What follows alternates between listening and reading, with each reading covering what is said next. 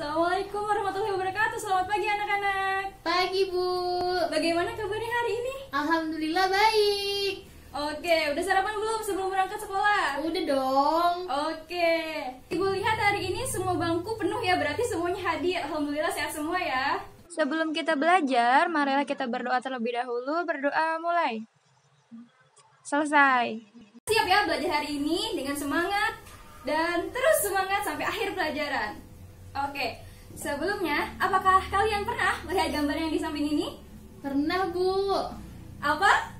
Pengukuran. Oke. Apakah kalian pernah melakukan pengukuran seperti gambar yang ada di samping ini? Pernah dong Bu. Apa yang kalian ukur?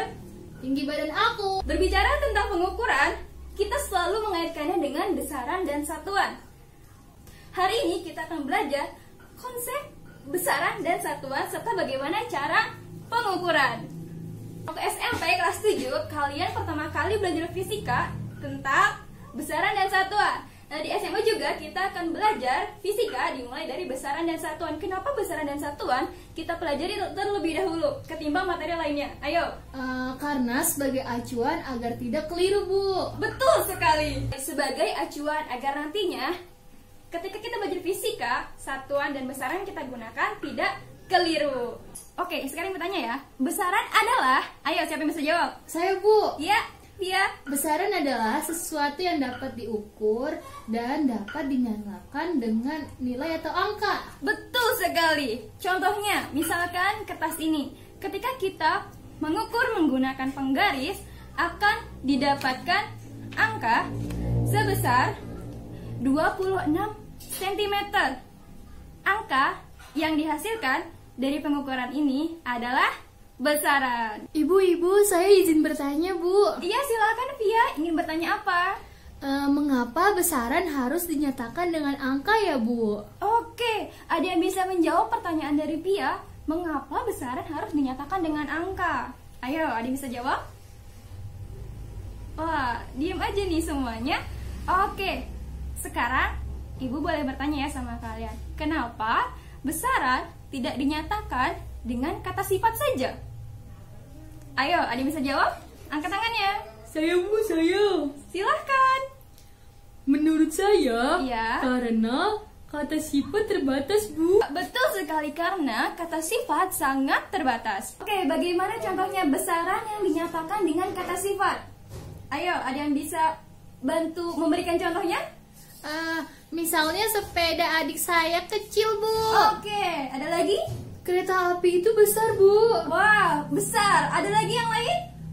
Pesawat sangat besar Bu. Oke, ada lagi yang bisa jawab. Bumi itu luar biasa Bu. Luar biasa apanya? Luar biasa besarnya Bu. Bumi sangat luar biasa besarnya. Apalagi tata surya sangat amat luar biasa besarnya. Kita tidak cukup mengungkapkannya dengan hanya kata-kata saja. Itulah mengapa kata-kata dalam besaran sangat terbatas. Coba kita lihat gambar yang ada di samping ini. Ada sepeda adik kita, adik kecil, yang panjangnya 1 meter. Kemudian di atasnya ada lokomotif atau gerbong kereta yang panjangnya 15 meter. Dan paling atas itu ada pesawat terbang yang panjangnya 70 meter. Sebesar atau sekecil apapun, dengan angka kita bisa menyatakan besarannya. Kalau kita lihat 3 gambar tadi, itu selalu diikuti oleh meter, meter, dan meter. Nah, Ibu boleh tanya ya sama kalian, meter, sentimeter, atau kilometer, apa ya itu? Menurut saya itu satuan Bu. Betul sekali. Masih ingat ya kalian pelajaran SMP? Semoga materi ini bisa kalian pelajari dengan mudah. Oke, Ibu boleh tanya lagi ya. Apa itu satuan? Satuan. Ayo, apa itu satuan? Supaya beda Bu. Apanya yang beda? Beda yang besarannya Bu. Oke, ada lagi yang bisa jawab? Yang Ayo. membedakan besaran Bu. Betul, tadi sudah dijawab oleh teman kamu sebelumnya ya. Ada lagi yang bisa jawab? Oke, ada yang bisa menjelaskan lebih detail apa itu satuan? Ayo. Saya izin menjawab Bu. Iya, silakan Pia. Menurut saya, satuan itu Sesuatu yang digunakan Iya. sebagai pembanding saat kita mengukur sesuatu. Betul sekali, sudah jelas ya apa itu satuan-satuan digunakan sebagai pembanding ketika kita mengukur suatu besaran. Contoh lain dari satuan sebagai pembanding misalnya seperti ini. Lihat gambar di sini ya. Di sini ada rumah kalian dan sekolah. Ini contoh ya, bukan sebenarnya. Misalkan rumah kalian jaraknya 1 meter dari rumah ke sekolah. Dalam satu hari, kalian bisa menempuh jarak 2 km untuk pergi dan pulang. Dalam seminggu 6 hari kalian bersekolah, kalian bisa menempuh jarak 12 km. Kalau misalkan kalian berturut-turut bersekolah selama 39 minggu, kalian akan menempuh jarak 462 km. Bayangkan, jaraknya masih lebih jauh dari jarak Bandung dan Jakarta. Atau contoh lain, besaran panjang kita menggunakan satuan meter. Sedangkan kalau kita menimbang massa berat badan kita akan menggunakan kilogram. Oke, sampai sini ada yang ingin bertanya? Saya izin bertanya, Ibu. Oke, silakan Pia, ingin bertanya apa? Kenapa kita harus menggunakan satuan ya? Oke, pertanyaannya bagus sekali. Kenapa kita harus menggunakan satuan? Ada yang bisa menjawab bagaimana pentingnya satuan baku atau satuan standar?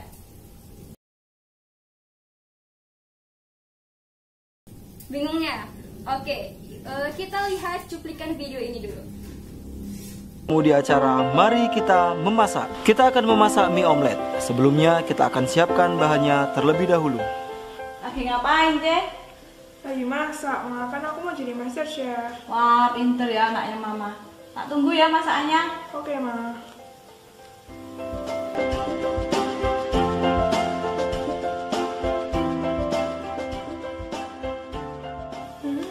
Kayaknya masakanku selesai juga. Ma, ayo makan. Ya. Tak coba ya, Jeng. Iya.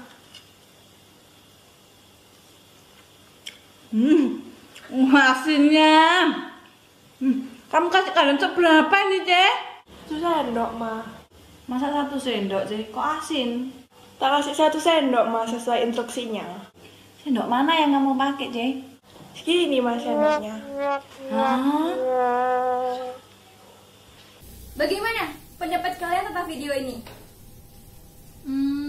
Tanpa satuan Ya. standar akan terjadi kesalahpahaman, Bu, seperti aku dengan dia. Oh, oke. Tanpa ada satuan baku atau satuan standar, kita akan mengalami kesalahpahaman. Oke, misalkan contoh ya, ibu ingin mengukur panjang.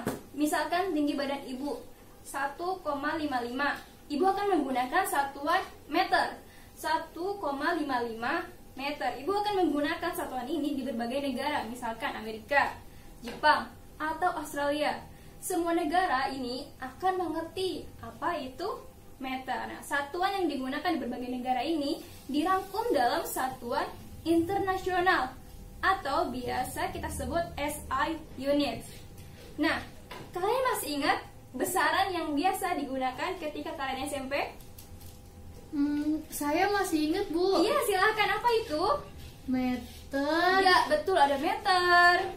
sekon, Sekon untuk mengukur apa? waktu ya, Bu. Betul sekali. Ada lagi? Dan Kelvin. Betul. Kalau Kelvin itu untuk mengukur satuan apa ya? Besaran apa ya? Besaran suhu, Bu. Besaran itu dibagi menjadi 2. Ada besaran apa saja?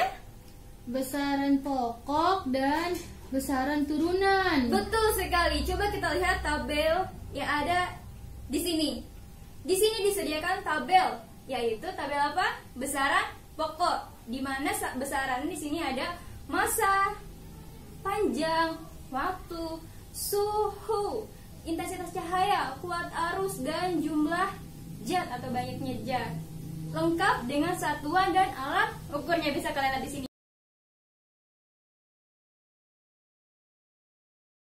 Besaran pokok dia tidak bergantung pada besaran apapun, satuannya telah ditetapkan terlebih dahulu. Sedangkan besaran turunan, besarannya diturunkan dari beberapa besaran pokok. Misalkan kita lihat ini ya, kita ingin mengukur luas. Satuan luas lambangnya adalah A. Luas diturunkan dari pengalian panjang dengan satuan meter dan lebar yang juga satuannya meter. Meter dikali meter hasilnya meter persegi atau meter kuadrat. Ini disebut ini merupakan salah satu contoh dari besaran turunan. Coba kita lihat tabel yang ada di sebelah sini. Tabel ini merupakan beberapa contoh dari besaran turunan. Sebenarnya besaran turunan itu ada banyak sekali, hanya ada beberapa contoh. Contohnya ada volume, merupakan pengalian dari 3 kali panjang, meter dikali meter dikali meter. Kemudian ada apa lagi? Ada kecepatan, ada percepatan, ada gaya, dan masih banyak lagi. Kita lanjutkan ya. Coba kalian lihat gambar yang ada di sebelah sini. Masih ingat ini gambar apa? Alat ukur apa ini? Jangka sorong Dan mikrometer skrup. betul sekali, jangka sorong dan mikrometer skrup. Ini digunakan untuk mengukur Mengukur ketebalan dan saya lupa. Kedua alat ini digunakan untuk mengukur panjang. Apa bedanya sama penggaris? Atau antara jangka sorong dan mikrometer skrup?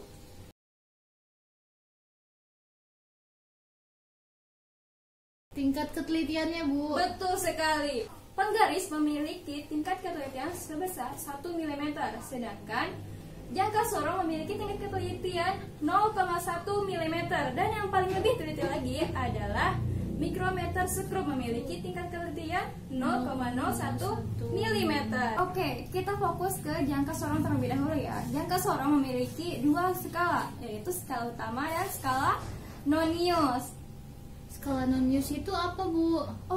Skala nonius adalah skala pembantu pengukuran yang memungkinkan pengukur mengukur lebih teliti apa yang diukurnya. Skala nonius pada jangka sorong ini berada di bagian bawah, sedangkan pada mikrometer skrup yang juga memiliki 2 skala, yaitu skala nonius dan skala utama. Skala nonius pada mikrometer skrup itu tepat sebelum pemutar yang ada pada alat mikrometer skrup. Oke, coba kita perhatikan gambar yang ada di samping ini. Perhatikan lingkaran kuning yang berada di angka 2 itu. Di sana menunjukkan angka terhitung 21 mm. Angka 2 ini adalah angka yang paling dekat dengan 0, 2, 1. Di situ ada garis satunya yang bagian merahnya ya.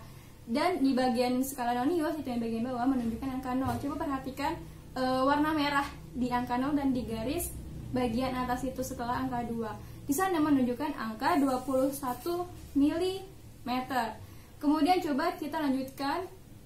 Perhatikan gambar kotak yang berwarna hijau di sampingnya. Di situ ada garis lurus antara skala utama dan skala nonius. Di situ terukur angka 3 mm.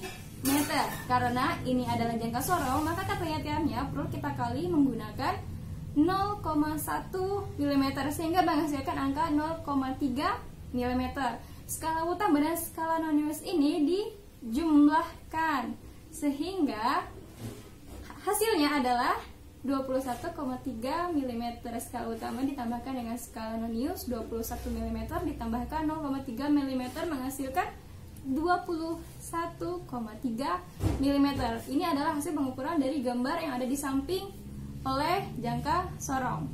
Ini merupakan contoh dari pengukuran mikrometer skrup. Coba perhatikan tanda panah yang ada di angka 3 dan di garis bawah setelah 3. Ini adalah skala utama pada mikrometer skrup. Terhitung di sini adalah 3,5 mm. Kemudian di sebelahnya adalah skala nonius. Coba perhatikan ada lingkaran merah di situ dan ada garis yang sejalur dengan skala utamanya. Di sini terhitung 24 mm. Perlu kita kalikan tingkat ketelitiannya seperti jangka sorong. Kalau mikrometer skrup, tingkat ketelitiannya perlu dikali dengan 0,01 mm sehingga menghasilkan angka 0,24 mm. Skala ini perlu ditambahkan skala utama dan skala nonius dan menghasilkan angka 3,74 mm untuk pengukuran dari mikrometer sekrup. Kita beli apa Ki di kantin? Istirahat, lapar. Pia dan Pati yang di belakang, tolong perhatikan dulu ya, beberapa bisa kita tunda. Sebelumnya kita akan melakukan uji coba untuk mengukur menggunakan jangka sorong dan mikrometer sekrup. Setelah tadi yang dijelaskan cara mengetahui atau cara mengukur menggunakan jangka sorong dan mikrometer sekrup, ada yang berani maju untuk mencoba mengukur dengan menggunakan jangka sorong dan mikrometer sekrup. Atau yang sebelumnya ada Via dan Fatih, coba maju ke depan untuk mengukur dengan menggunakan jangka sorong dan mikrometer sekrup. Coba, kalian ada koin kan? Oke, botol ada. Boleh dibawa ya untuk melakukan pengukuran. Oke, berapa hasilnya, Pia? 30,2 mm, Bu. Oke. Bayu, coba maju ke depan untuk menghitung lagi, mengukur lagi tutup botol ini. Oke, berapa Bayu hasilnya? 30,2 mm, Bu. Oke, sama ya. Fatih, coba maju ke depan di bawah koinnya yang tadi ya, Fatih. Silahkan maju ke depan. Berapa hasilnya, Fatih? 28,1 mm, Bu. Oke, coba Andri maju ke depan. 28,1 mm juga, Bu. Oke, sekarang kita mencoba mengukur menggunakan mikrometer sekrup ya. Anissa, silahkan maju. Oke, berapa yang terukur Anissa? 0,62 mm, Bu. Sarah, coba maju ke depan untuk mengukur kertas ini menggunakan mikrometer sekrup. Berapa hasilnya, Sarah? 0,14 mm, Bu. Oke, sudah mengerti semuanya? Sudah, Bu, sudah. Ada yang ingin ditanyakan atau ada yang kurang jelas? Tidak, cukup Bu. Oke, sudah paham semua. Tapi mukanya masih ada yang agak bingung-bingung gitu ya. Oke, sekarang Ibu tanya sama kalian semua.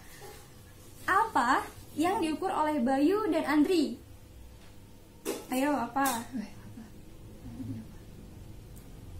Oh, bingung ya? Kalau yang diukur oleh Anissa dan Sarah, apa ayo?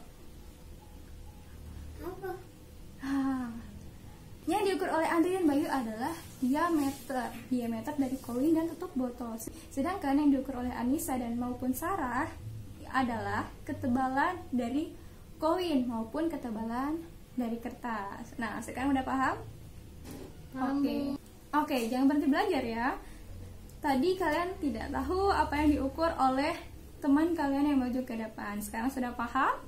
Paham Bu. Oke, jangan malu bertanya. Kalau tidak paham, langsung tanyakan kepada ibu. Oke? Siap Bu. Seperti yang kalian sudah paham ya. Ibu mau kalian mencoba menjawab satu soal yang ada di depan ini. Jangan lupa sertakan satuannya. Oke, silahkan. Oke, udah semua? Oke, ada yang bisa jawab? Berapa hasilnya? Saya Bu. Iya, silahkan Pia. 9,48 cm Bu. Betul sekali. Ada lagi yang bisa jawab? Ada yang bisa lagi jawab selain Pia? Jawabannya yang lain ada? Tadi kan kalau cm 9,48 cm. Betul. Kalau di milimeter jadinya 94,8 mm Bu. Betul sekali. Kalian sudah biasa semua ya. Ibu anggap kalian semua sudah pandai-pandai untuk mengerjakan soal-soal dengan jangka sorong dan mikrometer sekrup. Oke, menuju akhir pembelajaran kita hari ini, Ibu ingin menanyakan lagi pada kalian, apa itu besaran? Besaran adalah sesuatu yang diukur dan dinyatakan dengan angka. Betul sekali, sesuatu yang dapat diukur dan dapat dinyatakan dengan angka. Dan apa itu satuan? Satuan itu sebagai skala pembanding, bukannya Bu dari besaran. Iya, betul sekali. Satuan adalah skala pembanding yang biasa digunakan dalam besaran. Nah, Ibu anggap kalian sudah bisa semua ya, sudah paham semua. Oke, untuk semakin mengasah pemahaman kalian tentang besaran dan satuan, coba kerjakan di halaman 6. Ada 10 soal tentang pengukuran. Kerjakan di rumah sebagai PR. Kemudian di halaman 7 ada materi tentang angka penting. Coba kalian dibaca-baca dahulu. Hari Kamis kita bertemu lagi untuk membahas pekerjaan rumah kalian. Dan kita lanjutkan nanti dengan materi. Ibu rasa sudah cukup, kita akhiri pembelajaran kita hari ini, pertemuan kita hari ini. Terima kasih atas kerjasamanya. Semoga ilmu yang kalian dapat bermanfaat. Wassalamualaikum warahmatullahi wabarakatuh. Waalaikumsalam warahmatullahi wabarakatuh. Ya kita ke kantin yuk.